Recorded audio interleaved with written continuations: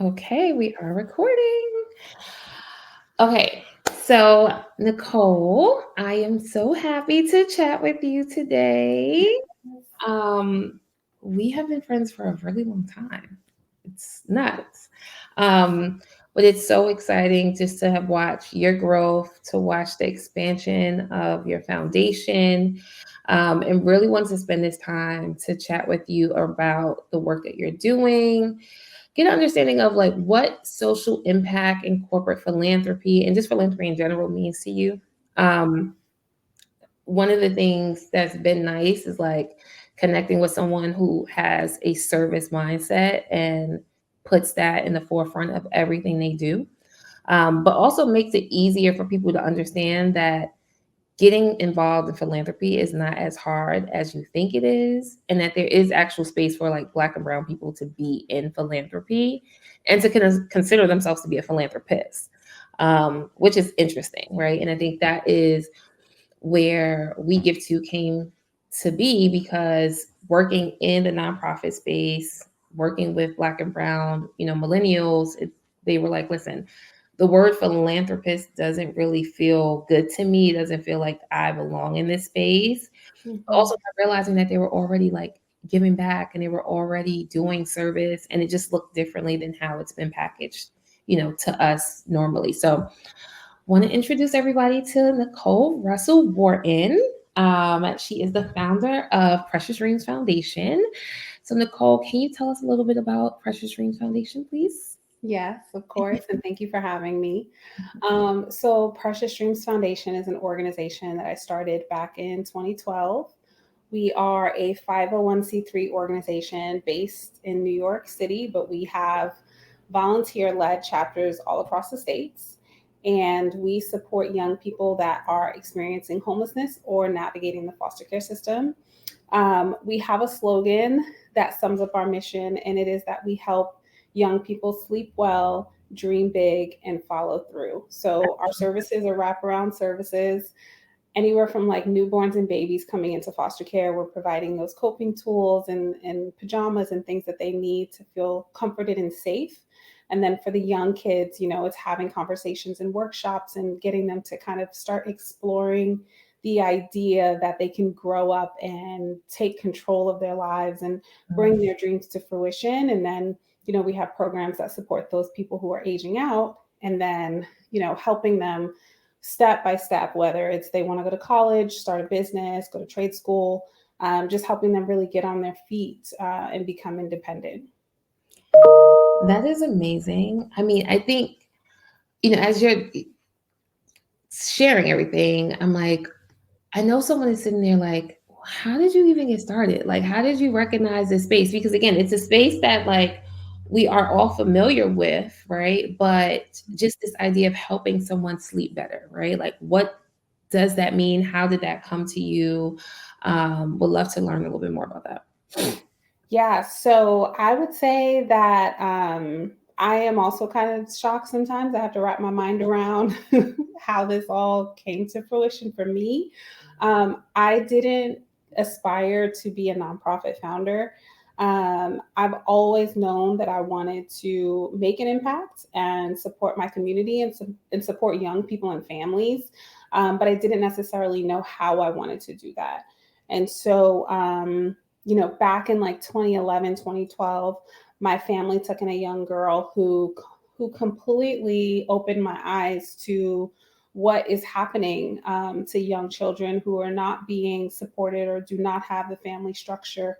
And I never thought about like what happens to kids in foster care if they have a bad dream or if they're having a nightmare. There is no person in the next room to run to and cry. There's no person to comfort you and help you get back to sleep. And so these kids literally need comfort tools, because if they don't have them, it's them in a sheet, a blanket, and they just have to cry themselves back to sleep. And so just the thought of that broke my heart. And I started this as like a passion project, just wanting to solve the problem in one city. But because you know how it is, like I was like, well, one city's not enough. There's No. all these kids across the country. Like, so I just really dive deep into the work. And many years later, here I am now serving as many as possible. Listen, that is so real because like you start this work and you're like, and I think that's also the mindset of just, I don't want to make it specifically for people of color, but we understand that like what's happening to us in our environment is also happening to us in multiple environments, right? So we're always so cognizant of how do we impact not just like what we can touch and feel, but the masses. So that guilt comes in because you're like, listen, I am doing great here, but it's not enough, right? And Yeah. kudos to you for like creating the path forward to being able to like serve the masses in this space. Um, Yeah. is I really dope. think it's also just having this, like, if not me, then who mentality. Mhm. Because if you're on the front line, like it's really hard to just turn around and walk away and go home. You know what I mean? Like, you're so close to it and you understand the issues. Why not keep at it? You know that there are people behind you who are counting on you Yeah. to be a voice or to take action. So yeah, it's hard to walk away once you're there. Yes, like you're in it. And again, it's that shared experience because you know, these issues are so close to home to us personally, to what Mhm. we've experienced growing up, what our friends are experiencing. So you're like, listen, I have to, it's not just, the goal is always like, I'm going to solve this here, but I'm solving it here to solve it everywhere, Mhm. which is amazing. Um, Yeah. I think when we think about just like a career and social impact, because I'm sure you get asked this question a lot, right? Like, how do you jumpstart a career in social impact? Like, what does that look like? Like, how did you just decide, okay, this is the world I want to play in? Especially, in 2012, social impact, corporate social responsibility really wasn't like a thing yet.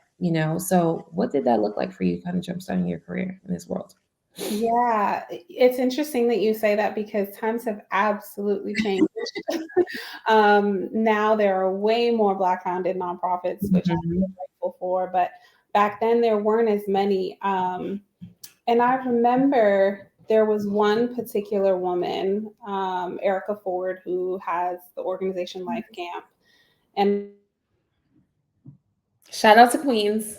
I like, wow, this one woman is leading this whole community and brought all these people out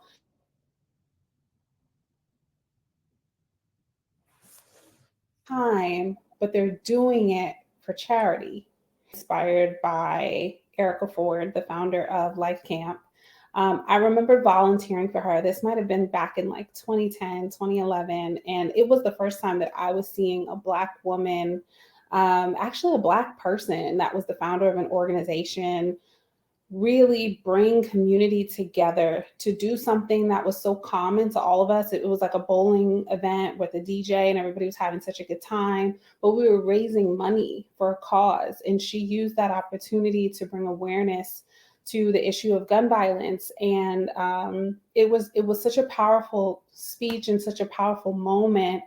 And it was the first time that I was seeing someone that was capable of gathering community in that way. I had always thought of like philanthropy as like the white man's work, and so like you go to a really expensive gala and you give as much money as you can, and you volunteer in an organization from time to time, but I never really saw our people coming together, being creative and giving, whatever they can, whatever kind of, whether it was $5, $25, like just giving what they can to support an organization.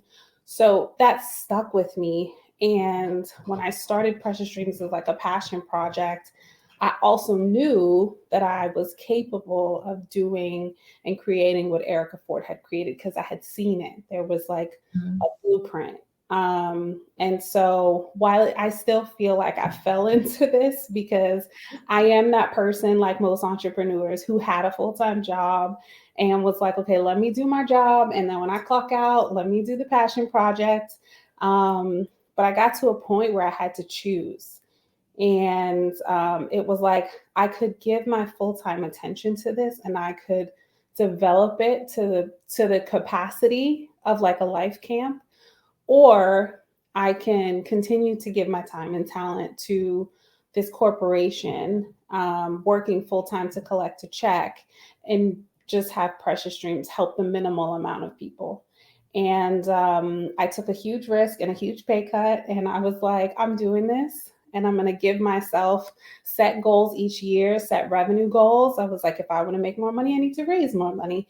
And so I just, worked my butt off those first few years so that I can, step into an executive director role.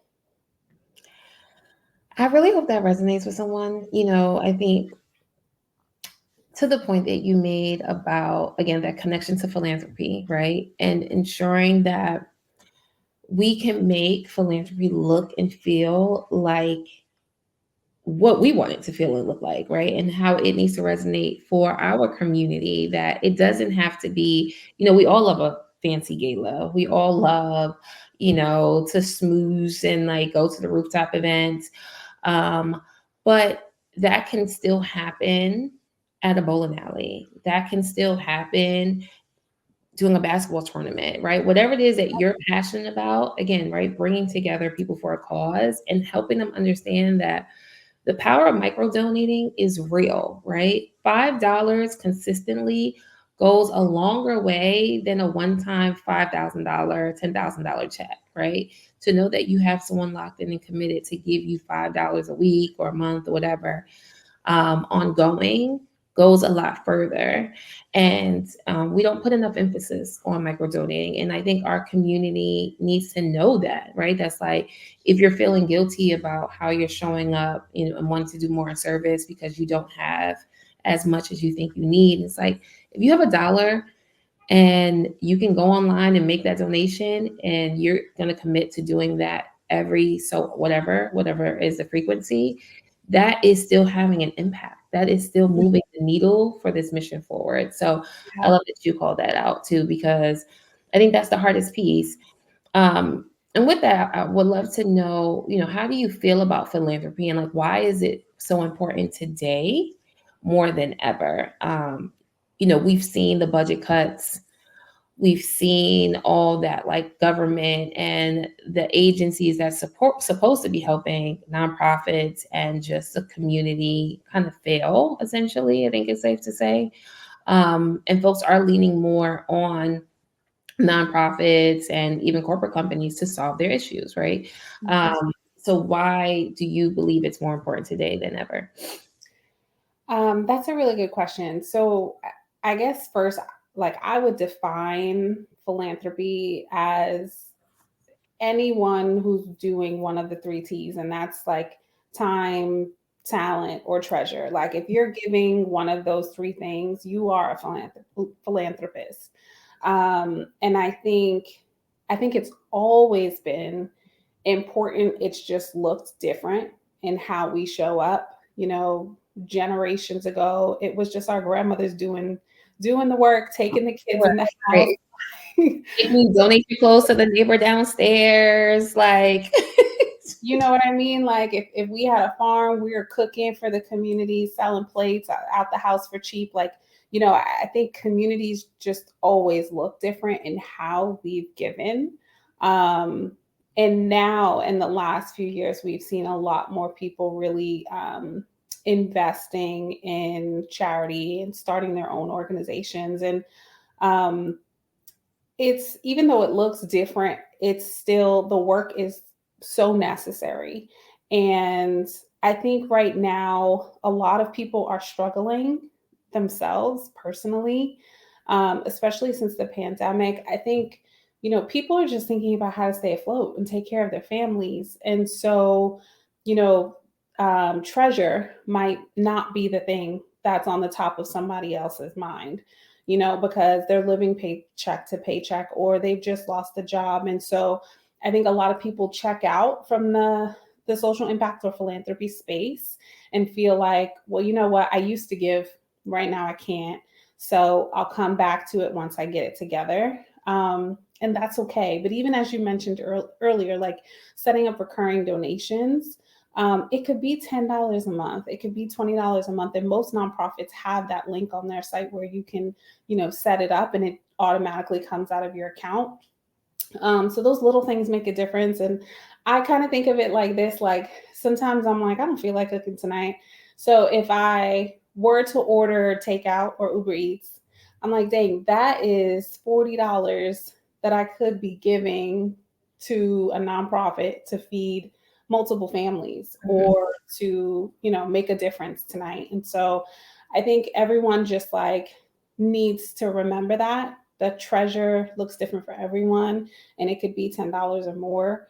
Um, I think time is the most valuable thing right now, and it's also something people are really struggling with because a lot of people are working remote, and it feels like we have lost time, time for ourselves, time for everything. We are so consumed with, what needs to be done on the computer, what needs to be done on our phones, how our families need us to show up. But like we also discussed, like getting creative. Like sometimes it could be getting together for that girls' brunch where you guys get together and you raise money for a cause, or you host the book club because you've been putting off reading books for a while. And so as part of the book club, there's a membership fee, and everybody who joins the membership pays a certain amount, and then that money goes to a cause that supports literacy for children. There's just so many ways to get creative with it.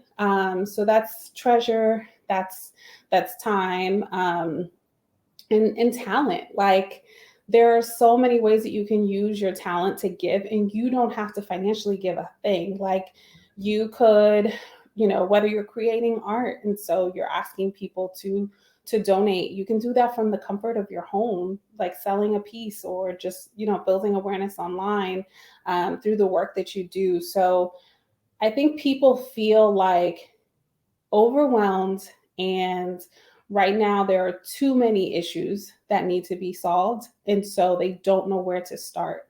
And I think that everyone has to remember we all have the power to give at least one of those three T's, Mhm. right now today. And so if we just focus on like, which one do I have the capacity to give, we can continue to support our organizations, especially our Black founded organizations who are getting less money, statewide and federal wide, from compared to other organizations from our counterparts. So I think there's ways for all of us to continue to show up. It's always been important, and I think people have been a little distracted because of their personal challenges. Yeah, I forgot this stat. I was actually like a few years ago, I was looking at it at the percentage, the difference, the stark difference between how much Black and Brown nonprofit founders and founded organizations are able to raise, bring in, get grants for, and it's a significant, difference. And that gap is the gap that is impacting, the work essentially, right? Like it's not just about the dollars, it's about the impact that these organizations are now able or not able to have. So again, like to that point that you shared around the three T's, which I love: talent, time, and treasure, right?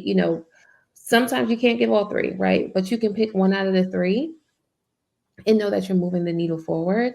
And that Mhm. talent piece is one that, definitely needs to be stressed because everyone has something that they can do that they do really well, right? That they can offer that up to a nonprofit and say, hey, I'm a good writer.